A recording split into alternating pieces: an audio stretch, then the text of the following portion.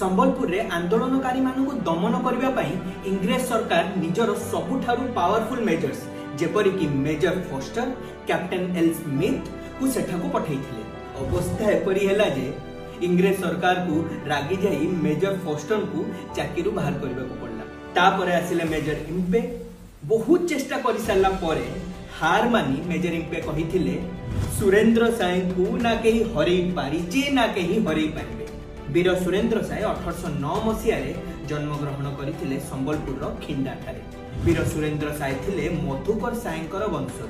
सेथिपाई संबलपुर राजा महाराजा साईंकर मृत्यु पर वीर सुरेंद्र साईंकर संबलपुर राजा हेबार हेले एहा इंग्रेज सरकार को अमान्य थिला। कारण इंग्रेज सरकार भल भाव जानी वीर सुरेंद्र साईंकर राजा होबार अर्थ संबलपुर इंग्रेज सरकार को हाथ सबुदिन चली। वीर सुरेंद्र साई थिले विद्रोही। इंग्रेज सरकार को विरुद्ध रे वीर सुरेंद्र साई आंदोलन आरंभ करदेले जहाँ 1827 मसीह 1862 मसीह जाए चली। एहा छड़ा वीर सुरेंद्र साई गरीब एवं आदिवासी जनजाति मानकर उत्थान पाई अनेक काम करछथि। वीर सुरेंद्र साई को मोर कोटि कोटि प्रणाम। भारतर स्वाधीनतार आम ओडिशार अनेक अवदान अच्छी। जानिबाकु चाहूतिले मते फॉलो निश्चय करिवे। वंदे उत्कल जननी।